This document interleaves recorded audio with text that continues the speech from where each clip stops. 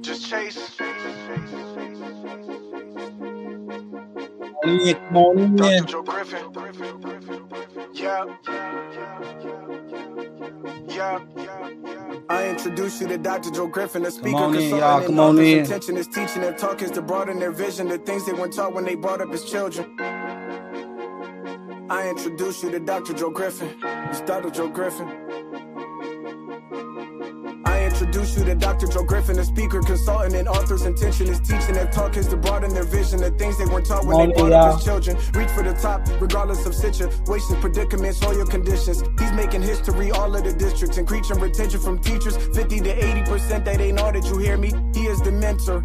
He paved the way with his tip methodology, really. Come on in, get everything set up. See change, go out and go get it. This is what you learning with Dr. Joe Griffin. With Dr. Joe Griffin, yeah. He says recognize trauma, push past the pain. If you got a problem, go look at his frame. Work your perspective and look at it change. Find a goal, set it in critical thing. Manage time, self-awareness. These are the few of the things he's trying to get you to do every day. Now come on in.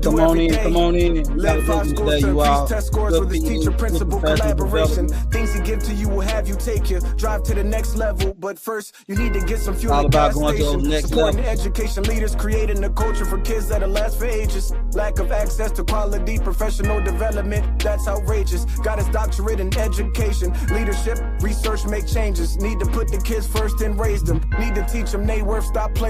Later on, they gon' run this nation. Dr. Joe with his dissertation. Talk to those who would fix, make changes. I introduce you to Dr. Joe Griffin, a speaker, consultant, and author's intentions. The teaching that talk is to broaden their vision, the things they weren't taught when they brought up as children. Reach for the top, regardless of situations, predicaments, or your conditions. He's making history, all of the districts, increasing retention from teachers, 50 to 80%. They ain't all that you hear me. He is the mentor. He paved the way with his dip methodology, really. Dream be persistent, face fears, seek change, go out and go get it. This what you learning with Dr. Joe Griffin. With Dr. Joe Griffin.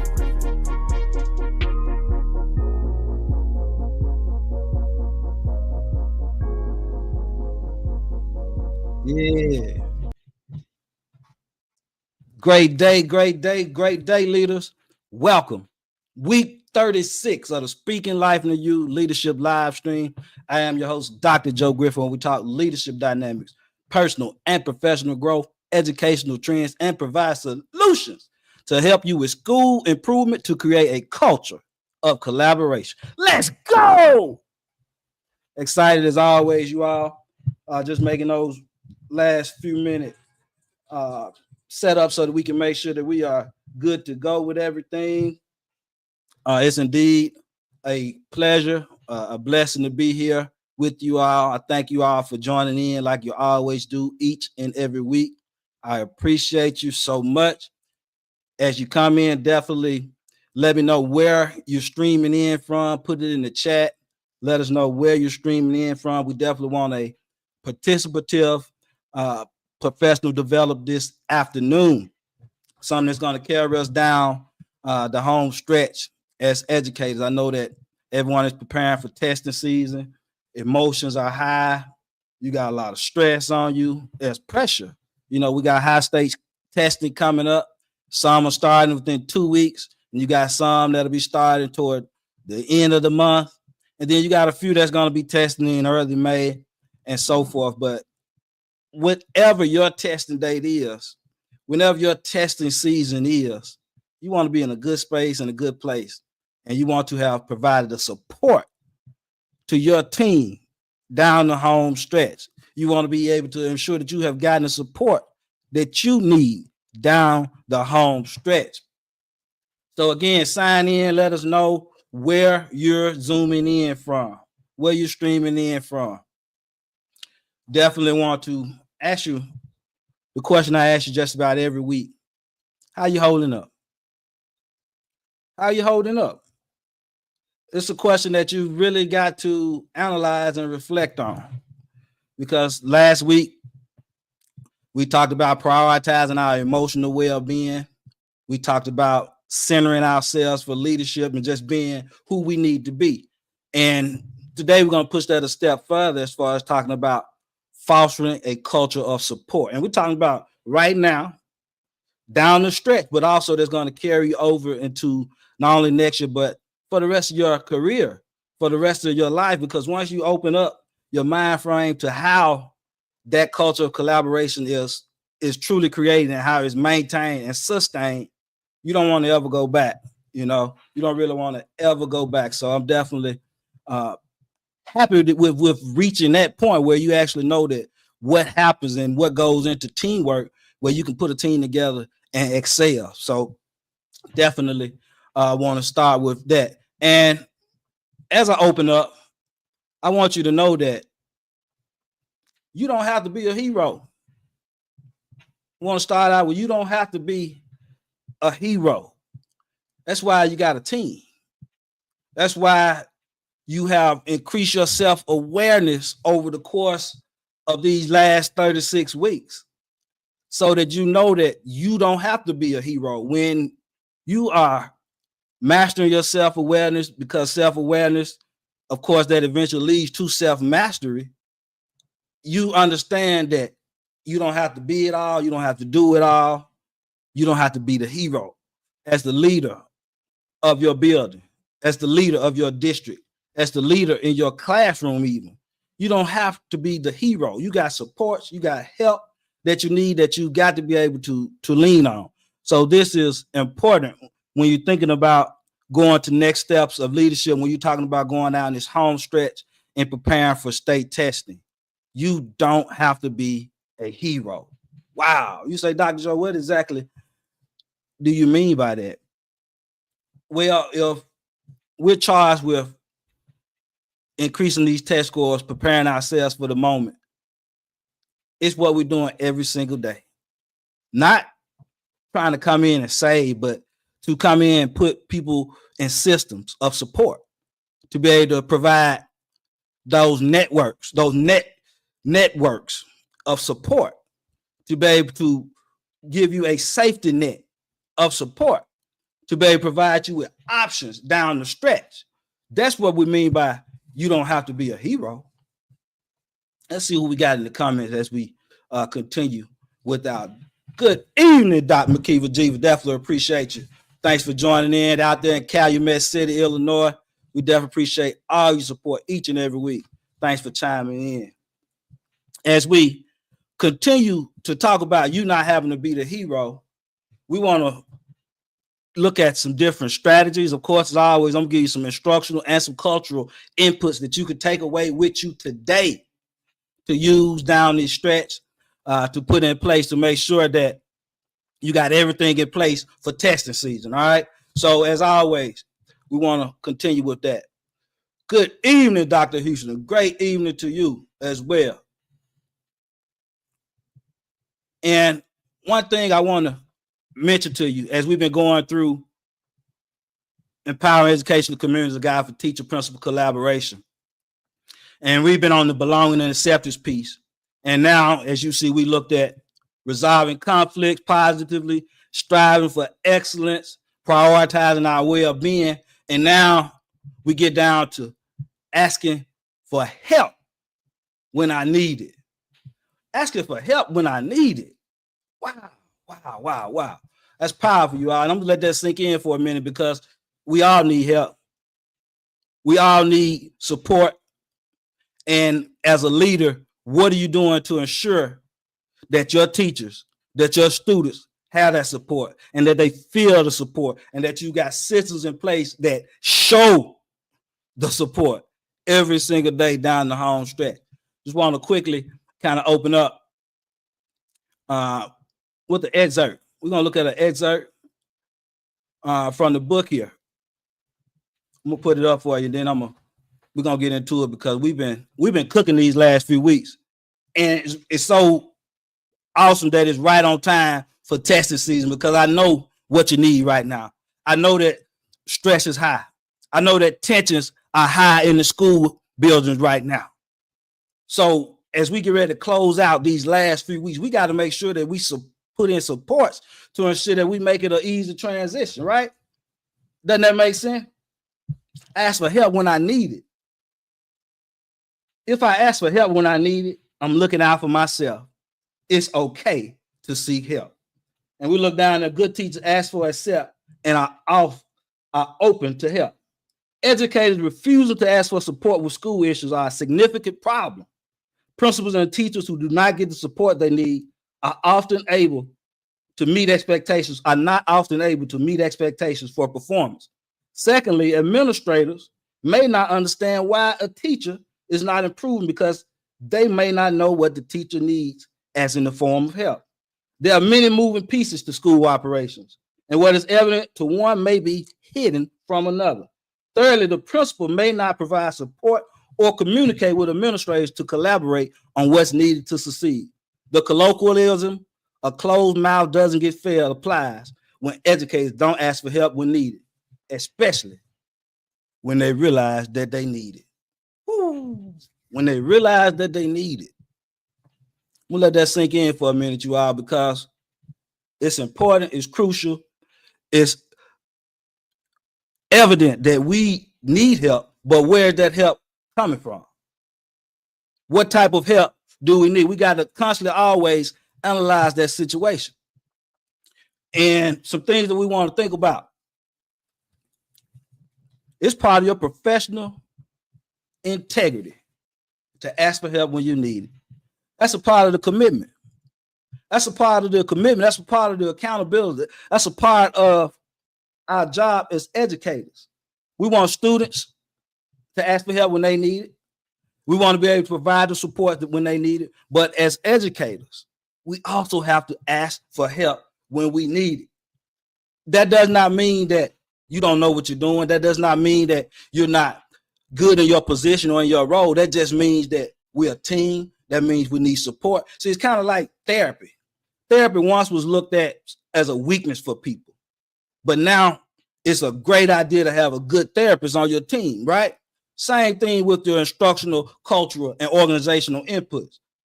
It is a strong idea, a great idea to ensure that you have the help in the areas that you need it in. So it's crucial that as leaders, we put ourselves in positions to need it. Help is not a bad word, Dr. McKeever G. Yes, ma'am. That's what we're talking about today. And if you have this culture created, your teachers, your leaders, they're going to be more apt to ask for it. If you're able to identify where the help needs to come from, I'm able to provide it. Who the better learner than yourself? But so often we talk that help is a bad word, that we can't seek the support that we need, that we shouldn't ask for it, that we got to figure it out. Well, guess what? That's why people have come before us with their experience. That's why people have turned around schools before us with their experience. That's why instructors have worked on these high yielding, high impact instructional strategies and made them work before us. Right? So now our job is to come back and ensure that we're learning, we're doing, and we're being what we need to be in that moment to keep getting better, to keep improving, to keep getting the support that we need, right? So asking for help, that's part of your professional integrity. You can't do it alone. And when you're self-aware, you realize this. Yeah, when I was a young principal, I thought I could do it alone as well. Started out as a 28-year-old head principal, right? Thought that you could do it alone. I guess that's probably why I'm bald-headed now, because I thought that I could do it alone. And I come from a team's background. So once I realized that had to be transferred over from athletics to academics, as far as creating the team, as far as building the team and nurturing the team, providing support to the team, then we started making not only just an increase in test scores, but now you building bonds. Now you're creating legacies. You're making history at schools because you reach just test scores that you never reached before in particular areas. And it's all through the power of team. And when you're self-aware, when you've accelerated that part of what you do as an educator, you know you can't do it alone. So you ask for that support. And again, that's created. You have to foster this type of environment. It's not just there because people want to ask for help. The truth is, most people don't want to ask for help. The truth is, so long help has been looked at as something, as a weakness, right? But again, we want to rethink that. We want to reimagine that. We want to recreate that, because that is technically a myth. It doesn't have to be that way. Asking for help and seeking the support that you need can be a really great thing in your district, in your school, in your classroom even, right? Students sometimes don't want to ask for help in the classroom because of the environment. But if we make this an environment where students are encouraged to ask questions, students are encouraged to take risks and be wrong, think about how much more we can do. Y'all hear what I'm saying? Like, comment, subscribe, share. Definitely, we don't want to keep this information. We want to share it out. We want people to have what they need down this home stretch as we prepare to close out the year, not just for testing. Because remember, we want to stay strong.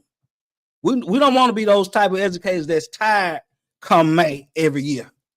That's worn out. Oh, I need a break. That's very possible.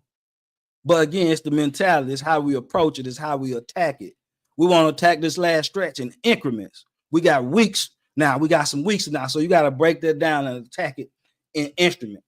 Another thing about asking for help. You don't have to wait till you burn out to ask for help. Oh, I'm going to let that sink in right there, because you know when you're on your way to burn out. In fact, as leaders, sometimes you can see it when your teachers are on the way to burning out. So we have to have an environment where we encourage you asking for support so we can avoid burnout. We don't have to wait to be burned out before we start asking for help. If you try to help someone that's already burned out, guess what? They already tired. They don't want your help now because they already burned out. That's the entire point. So again, we've got to be great in what we do and recognizing this. Recognize it first in yourself, because you got to make sure that you're caring for yourself before you can care for others. But if you're burning out right now, what are you doing about it? What are you going to do about it? What type of support are you putting in place for yourself right now? If you're tired right now and there's 6 weeks left, what are you doing about what you need to do to be in the right mental space to finish the year strong? Because you keep getting weaker.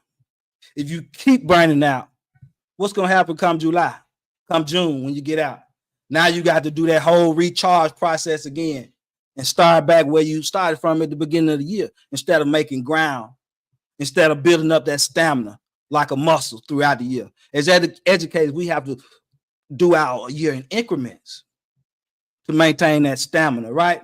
And the last thing about asking for help, it improves your performance, especially right now.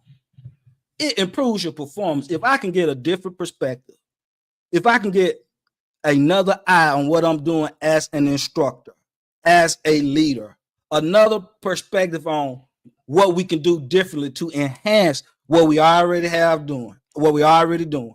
Just think about the power in that. Just think about the power in that. All right. Help improves performance, especially right now. So don't be afraid to understand that when you ask for help, when you ask for support, that's actually leadership. That's actually leadership. When I recognize that you need support and I provide it in the manner that you need it, so that you can make grounds and getting better, because me providing support in a manner that's only fitting me as the leader, that's no good either. That's why it's so important to know learning styles. That's important to know leadership styles, because now I know how to deal with you. I know how to present you the information, right? Now we're able to make even greater grinds, right?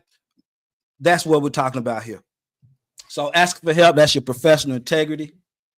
It drives your performance to next levels, and we don't want to wait till we burned out to do it. Wow. You out here what I'm saying? Definitely like, comment, subscribe, share. Feel free to comment. What are you doing for yourself right now to give yourself the support you need, whether it's academically, whether it's emotionally, right? What are you doing instructionally? What are you doing right now to ensure that you have the support in place that you need for yourself? And if you're responsible for a group of people, what type of supports do you have in place for them? This is a real true question, because we don't reflect on it enough. Because if you made a plan for professional development back in August and you haven't revisited, and here it is April, that doesn't mean that it's not too late to revisit it. See, somebody's going to say right now, well, I hadn't looked at it since August. Sure enough, you could have looked at it probably in November, probably in February, and probably now again, but you didn't do it. Give yourself a break. Do it now. It's not too late, right? Because it's still going to require reflection on individuals' part to ensure that we make the adjustments, to ensure that we get the growth out of it, because you still can get the growth out of it. And that's what it comes down to, you all. So now I know y'all want some strategies. I know that's why you come each and every week. That's why you chime in with me. You know that I'm going to give you not only some mindset work, some instructional, cultural, organizational leadership, but I'm going to give you some real life strategies that you can use each and every week. That's our purpose. See, the Lord told me people are watching you for a reason, whether they say something on the live stream or not. They're watching for a reason, Joe. They watching because somebody needs these leadership tips. Somebody is going to implement and make a difference for students. And if we impacting students around the world, what better feeling is it? If we helping teachers improve their teaching capacity around the world, if there's any type of leader that chimes in here, that looks on every single week and gets some tips that they can go use at their school, that's a blessing on to me. That's a blessing onto the world. So I'm thankful for that. And that's all you can ask for in when you're doing things for the right reason, when your heart's in the right place, when you love what you do, when you enjoy education, right? Sometimes we can forget our purpose. I talk about that often as well. We can forget our purpose, and we got to revisit it. That keeps you fired up. When you know your purpose, when you know why you're doing what you're doing, that makes a big difference. And I know I'm doing what I'm doing each and every week for you all. So look here. We're going to look now at some instructional and cultural supports for the stretch run, right? I'm going to give you at least 5. And I had to break it down, you all, because I like giving a lot of information if y'all haven't figured out yet. I usually try to come in, give 5 strategies at least. Wanted to start giving 10 at one point, but that was a little bit overload. So one thing we want to do, you all, targeted review talks. Take your notes, listen in closely, because I'm just going to shoot them out like this. I'm going to talk briefly about them also, but targeted review talks. You say, what in the world, Dr. Joe, is a targeted review talk? All right, so over the course of the year, as the administrator in charge, as the teacher, I'm sure you've already checked out your blueprints. I'm sure you already have looked at what are the highly tested items in each test, right? I'm sure you looked at how it's broken down into sections, all that. So now when we're doing targeted review talks, and this can be bumped down from the leaders, and we're talking about superintendent level to principals, then we're talking about principals to teachers, and of course, teachers to students. You got to have that wide thinking gap right there, because we got to always make sure that it's systemic, that we practice systemic collaboration. And it can work in isolation, but when it's systemic, that just makes it so much better. But targeted review talks down the stretch. So here we're going to look at the items that give us the most bang for the buck. Most of your biology tests, genetics going to be highly tested. Most of your algebra tests, you're going to have operations that's going to be highly tested, or either algebra that's highly tested as well, meaning as far as your department. So now we want to target those review areas. If I know that's going to be the biggest bang for our buck, we want to target that. We want to look at it, break it down, see how we can do an influx of information with those objectives over the next couple of weeks. We've already done it, I'm sure. I know you have. And I'm not doubting you. I already know this is something that you've done already. But if you haven't, and even if you have, this is something you can add to it, something you can reiterate, something you can redo this week.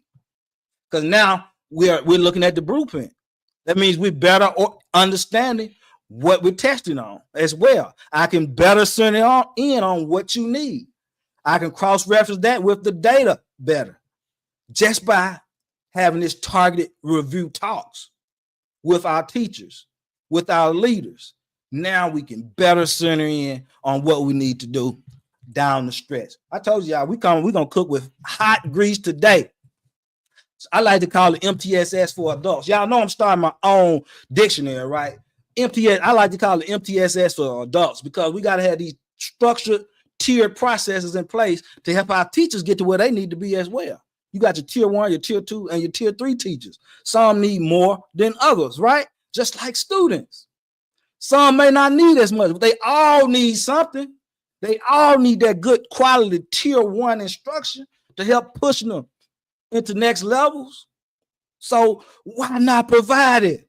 All right, we talk targeted peer targeted review talks. Now let's look at peer collaboration for your bubble students. What's that, Dr. Joe? What's peer collaboration look like for your bubble students? So now we've been looking at the data all year long.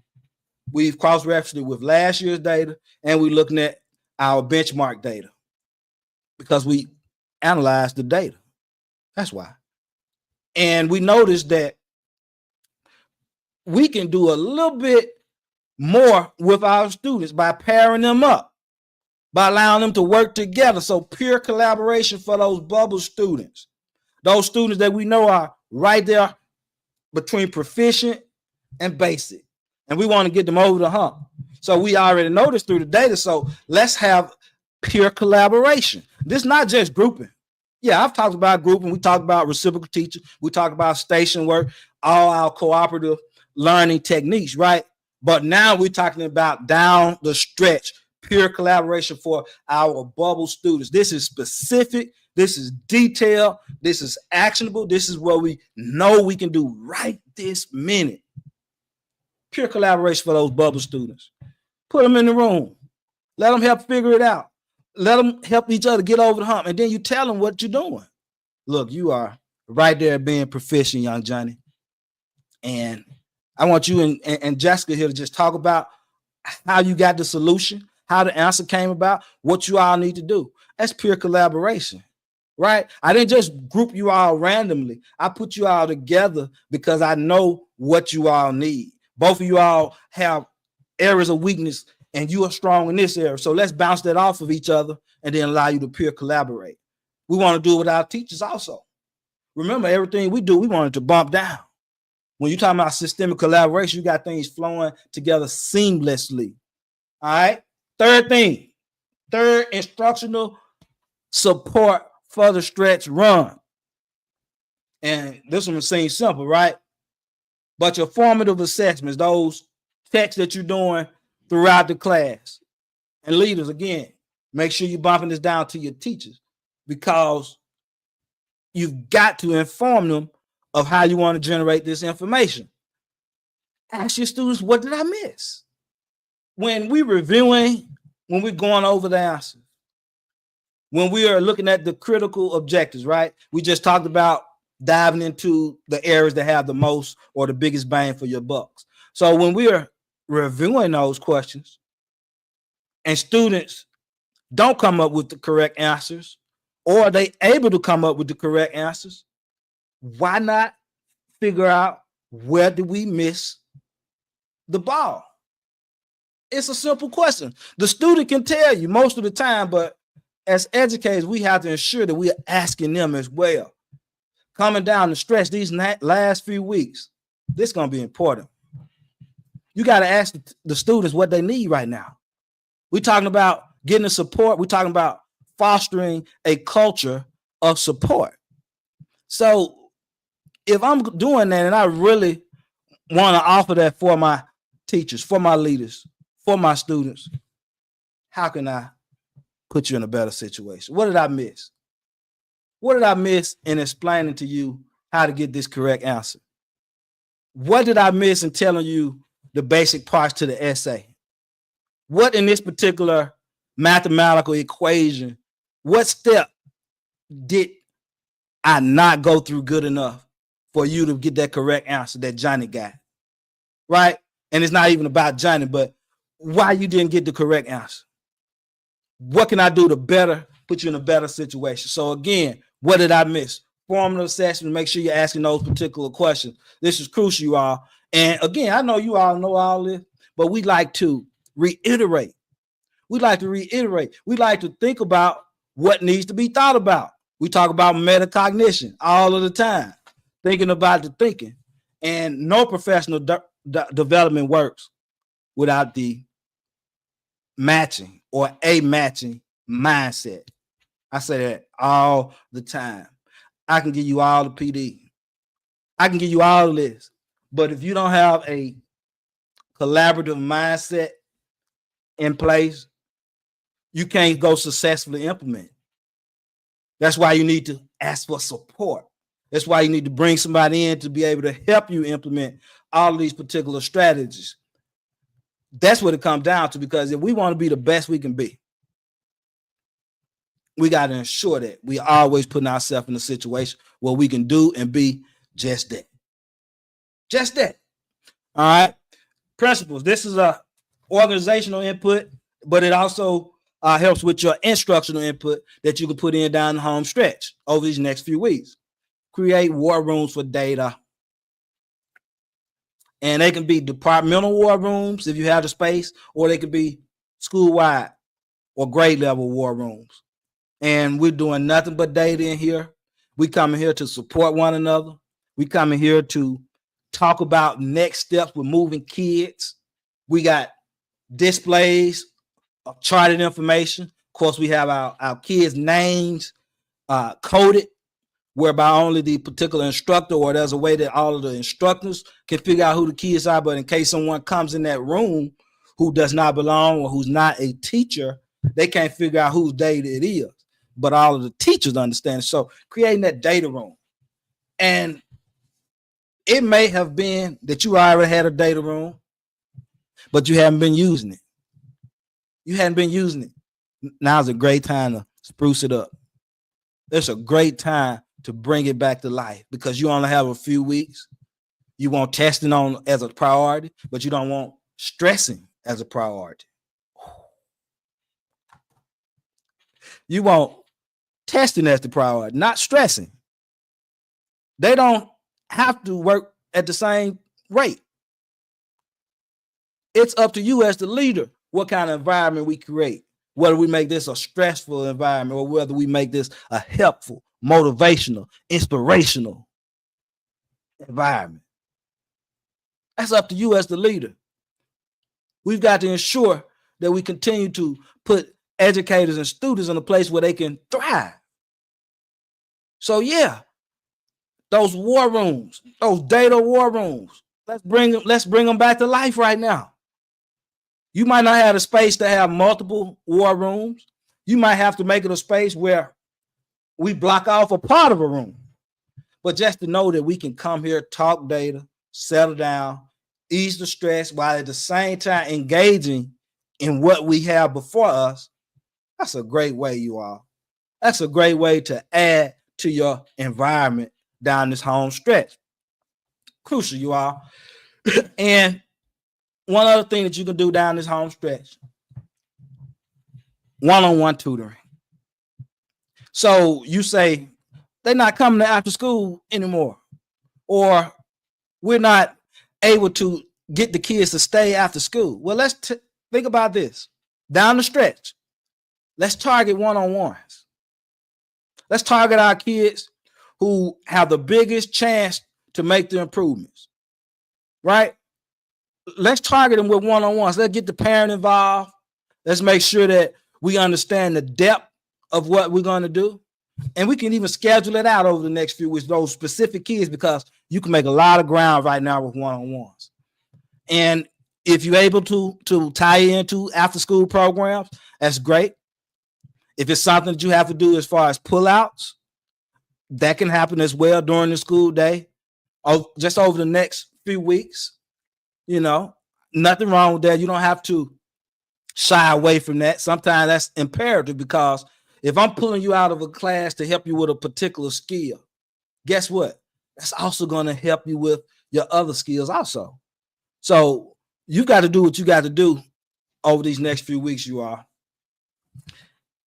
5 instructional and cultural inputs, you all. Just gave you about 5, so make sure if you didn't get those, kind of go back through. Definitely go back through, listen to it. Those are things you can do right now coming down the home stretch. And as you get ready to think, I want to leave you with a couple of professional development questions also. A couple of professional development questions, a couple of PD ideas. First, I'll reflect.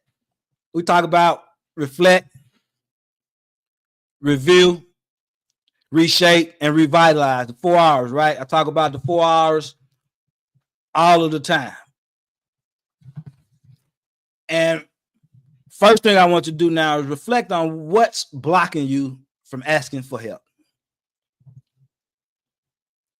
First off, think about what areas you need help in, whether it's instructionally, culturally, academically, whatever the case is, whatever the skill is that you need to build. We all need help in something. So don't be above thinking that you don't need it, but it's a matter of figuring out how can you get it. And how can you get it starts with what's blocking you in asking for it. Why haven't you already asked for it?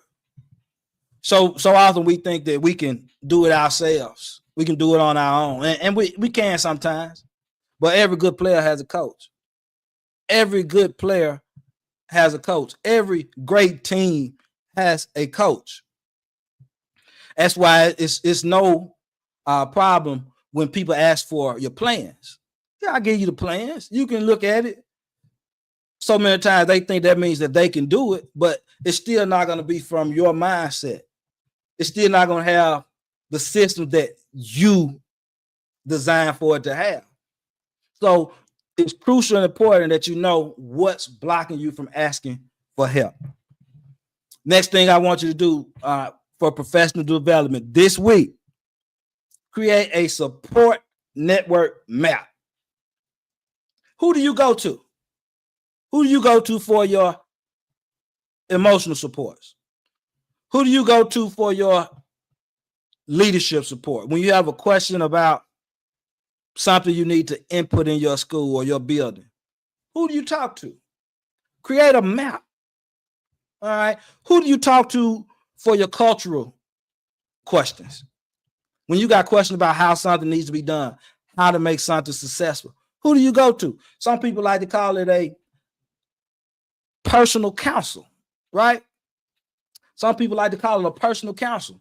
Create a personal counsel. I like to call it a PAT, personal accountability team, PAT. Who's on your personal accountability team? Who's on your personal board of trustees? Who's on your personal council, right? Who do you go to? Think about it. Because if you don't know who you're going to, that's a problem too. See, I know exactly who I'm going to when I have a question about leadership. I got a mentor who I've been asking for support for years. He was a great leader. He turned around schools also. So who's your go-to? Create a network support map. You need that, you all. If that's something that you don't have in place, please make sure that you put that in. Another thing I want you to do over this week, ask for help in one area that you need it in. Before testing stress multiplies, think about one area that you could use some support in. You think about it. Dr. Kiva Gee, she says some people don't ask for help because they allow their pride and ego get in the way. Ooh, wait, that's powerful. Yes, ma'am. And I hate that. And we've created a culture where that's what we do, where we penalize for asking for help. Instead of me providing you the support that you need, we penalize. We act as if that's a weakness. But I don't want that in my environments, you all. And we got to think about how to create a culture of support. So as we prepare to close out, I just want you to make sure you think about the instructional strategies that we talked about. I gave you 5 that you can input over the course of this week that you don't have to wait on, that can help you push through testing, but also beyond testing into the next year. All of this is very, very important. I also gave you some PD reflections. Reflect on why you hadn't asked for help. Create your network support map where you will know who you're going to ask for help, right? And put it in your plan for this week to ask for help. We're going to lower the stress, you all. It doesn't have to be stressful. Education, we make it stressful, but it does not have to be stressful. We want to create an environment where people show up loving what they do. Students come to school ready to learn. And it is possible to those who believe. You got to believe. You got to know that every single day we're working in our purpose. We've been charged with creating an environment where adults as well as students can be successful. They can perform. Talk about discipline culture plus instructional practice equals performance. And in discipline culture, you got to have people who working together. So when I'm working together, that makes me better able to ask for support. When I'm better able to ask for support, then I can better use the instructional practices that produce high yields with students. When I'm better able to use the instructional practices that provide high yields for students, we all perform at high levels. That's the DIP approach for empowering educational communities, you all. And now the DIP approach, make sure you pick up Empowering Educational Communities, a guide for teacher principal collaboration. If you did not get the DIP approach, make sure you get the DIP approach for educators. Discipline culture plus instructional practice equals performance. DIPP, you all. I hope you're with me. Thank you, Dr. Kiva Jeter. Share some good strategies. Yes, man, we definitely want to share that each and every week. Give you some things that you can use in your schools. And one thing I want to end with, I want to tell you all, you don't have to know. You don't have to know it all or do it all. Collaboration is a strength. Support not a weakness. It's a leadership tool. Asking for help is a way in which we can all become better.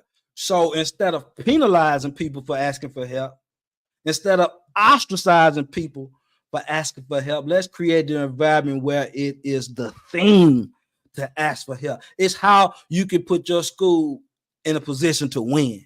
It's how you can put your students in a position to be successful. It's how you can put your teachers in a position where they can increase capacity and performance for everyone in the building. Otherwise, you all reach out to me if you have any questions, if there are any professional development needs, anything of that nature. I want you to definitely feel free to reach out. I love what I do, you all, and I hope you do too. Continue to love and to lead with your heart. Continue to seek wisdom so that we can work truly in our purpose, and continue to be courageous so we can drown out all fear. To God be the glory. Dr. Joe speaking and writing life into you always. See you next week, y'all.